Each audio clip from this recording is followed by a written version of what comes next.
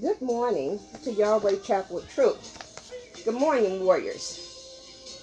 The lesson for today is call yourself lucky. Many of the woe of the wicked, but the Lord unfailing love surrounds the man who trusts in him. Let's take out the time to thank y'all for getting us up this morning. Some of us didn't wake up today. I'd like to thank you, Lord Yahweh, for putting these warriors in my life. And I just ask you to help me to deliver your truth that they may be fed today. Be glad that you're righteous and sing, all of you who's upright in your heart. Now, I would like to go to the word of Yahweh. Now, I'm reading from Surah 31 and 35. And it says, disobedient to Yahweh brings in a terrible consequences to ourselves. So he's letting us know when you be disobedient to God, you are bringing a consequence to yourself.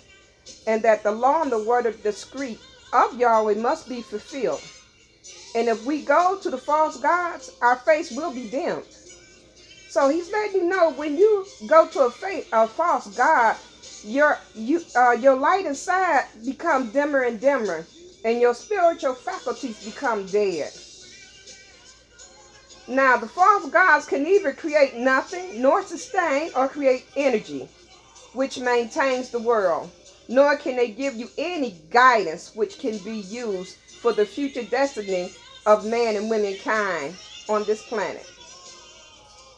So when we sit back and think about all the goodness that God has given us in our lives, we should be grateful because a lot of us have done so many wicked things during this pandemic season and have gotten away with it. But I'll let you know one thing. God knows what you have done. You have not gotten away with anything. But the eye of the Lord is on those who fear him and those who hope in his unfailing love. We have to have a hope and unfailing love that God is going to pull us through. And Yahweh keep them alive in this famine that we're going through, the COVID-19. A lot of us, we need to be delivered. And some of us need to be delivered from fears that's been working on us even before the COVID-19 has came. So as we look back into the scriptures, and I'm going back to the scriptures again, I usually open up the Quran, and wherever the Lord leads me, that's where I stop.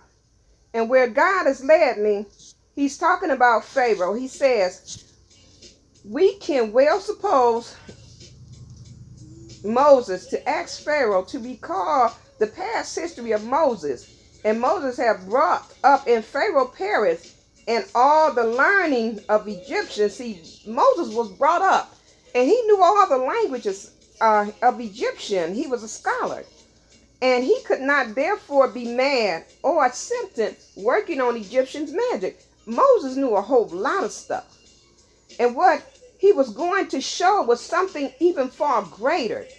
It was not the deceptive of magic of Pharaoh's sorcery, but the true sign that came from Yahweh, the Lord of all power. So God is letting you know that he has all power in his hand. They were to open the eyes of the people. And if Pharaoh resisted faith, Moses warned him that Pharaoh, in that case, was doomed to destruction. Yes, he was doomed to destruction because Pharaoh had decided at the last minute that he wasn't going to let God's people go. So he was doomed. So when God tells you something, he sent his prophet. The part of the prophet was that the message that he was responsible. But he's not responsible if the ungodly people reject God's truth. He filled his nation. He filled his mission. That means that whatever the mission that Yahweh gave the prophets to do, they felt their mission was to go out there and deliver people. That's what they done. They did what God asked them to do. Now, I would like to, I always like to give you a chapter out of my life. As a child, when I was growing up, we used to sing in church a lot. Me and my brothers and sisters, about 6 of us, really 7. No, 8 altogether. When you think about all the other kids my father had before he had us. But we were brought up in church, and we went to church, and we were called the Jolly Children. Because how we became the Jolly Children, it was because of this lady named Shirley Hawks. What happened, my mother had sent us to church with no coats on. And my oldest brother, Little, had took us to this church. It was Zion Hill Baptist Church. And we came in, we didn't know where we was at. We was in like a big building. That's all we could see was a big, beautiful building. And this lady, she stopped us. Her name was Shirley Hawks. And I guess she talked to my oldest brother. I guess she was wondering why we didn't have no coats on. Because my father had took the money and gambled it and did what he wanted to do. So my mother still sent us to church. My godmother got up in front of the congregation and asked the church if they could go home. The people in the church would go home and get coats so we could have a coat in the wintertime. And do you know that they had stopped the service and people went home and got us coats? And the church adopted us as their children. And every time Christmas, anything that came around, they always made sure that we had clothes. Once they found out about us and how my mother was struggling to raise 6 children, and my father always putting on this act, wearing a suit, acting like he was holier than thou. But that's what my mother did. And my mother and my godmother became good friends. And my mother knew that she wasn't going to survive this relationship with my father. So before my mother died, she asked my godmother if she would watch over her children and take care of them and make sure they was okay. So what happened, my godmother became godmother of all of us. And then other people in the church wanted to become my godmother. So all of us, we had people looking out for us, you know, and the church really played a big key. And when my mother died and stuff, we had, I won't never forget, I was sitting looking out the dingy windows in my room, and the hearse pulled up. I really didn't know that I was going to a funeral. I really didn't. And like I told you before, after I saw my father pull out that $100 bill, you know, and he told me that I better keep my damn mouth shut. You know, that could happen to me. So I knew that he was true on his word. I knew that. After my mother had died, he had different women come over. This one lady I will never forget, she had one eye. And I heard a lot of noise and record going on upstairs in the attic. So me as a child, I went up there, looked through the pee hole to see what was going on. I seen my father murdering this woman, beating her and stabbing her and killing her. And blood was all over the room. And I watched him wrap her up in a rug. And I made the mistake of, I made some noise and he heard me out there. And I ran, fell going down the stairs because I knew that he heard me. And I was in my room and I seen him going through the back of the house with a rug. And he was taking a rug across the field over at Central High School. It was snowing that day. So he buried this lady up under a snowbank. And to be honest with you, I hope that cold cases watch and listening to this tape, because I hope that this will be some closure to this woman that my father had murdered. And that's what I'm hoping for, because she was in the Cleveland Press. When we was on our way to school, me, Mason, my sister Mabel, and Joe and Walter, we was on our way to school. And we got up on this land bank. You know how kids like to play on mountains and stuff. And Mason got up there first. And all of a sudden, Mason was like, it's something under here. So he went to look. And that was the lady. When I seen her face, I said, Lord, have mercy. But I also remember what my father, you know, I knew that he knew that I knew. So it was in the paper. So one day, my father was sitting out there on the porch with a pipe in his mouth. He liked to play the harmonica. And I was playing with the dog. Lassie, that was our dog's name. I was playing with the dog, and I was on the side of the house while he was in the rocking chair. And he told me that he heard me. And he told me that he was reading the paper about what happened to the lady. And he was telling me that that could happen to me if I didn't keep my mouth shut. So I stopped talking. I stopped eating. I stopped talking. I just, was just tired. And as a child, living in a home like that can be tiresome on a child. But I know that there's a God. And I'm glad that God pulled me out of the mess that I was in. I'm glad that he took them at the time that he took them. I just wish that he would have took them earlier, but he didn't. God has his way of doing things his way, not my way. Now I would like to go back to the Quran. It says, if anything that Allah wishes to create, he says be, and it is. So that's letting you know that anything that God creates, he just got to say be, and it exists. So I wanted to start off with the warrior today. I wanted to start off with you all to let you know that God has put it on my mind, to let you know that God is watching us. And we need to stay focused and stay on the track that God has put us on. And we're on a track to get our health better. It doesn't matter if you can lose 50 pounds or not. That was the goal that I set for myself. If you can lose 5 pounds, that's fine with me. And always listen to gospel music. Gospel music has a way of lifting a person up. I just wanted to just touch base with God's people today to let you know that Yahweh's woman is on her job. I'm doing all that I can to keep this message out there. And I am so grateful that God has put his word in me this morning. And another verse that Yahweh has led me to, he says, Yahweh knows our faults better than anyone. And that is so true. Yahweh knows our fault. It is no use to hiding anything from him.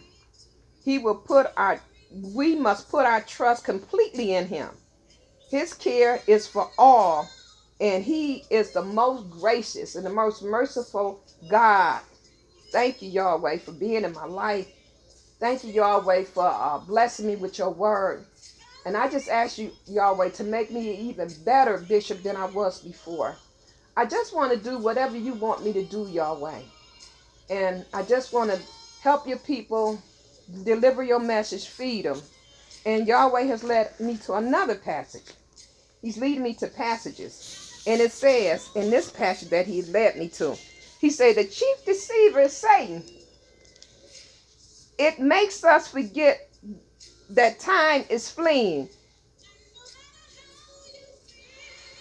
by suggesting that the reckoning may not come. But the reckoning is coming. Whereas it is certain to come. Because Yahweh's promise is true. We must not play with time, nor be deceived by appearances. The day may come today, tomorrow, or when we least expect it. So we need to get our life right now. We need to get our life together now. There's a story in the Bible that I keep thinking about. I really can't say the names that good. Shimrock. But they was in this fiery furnace.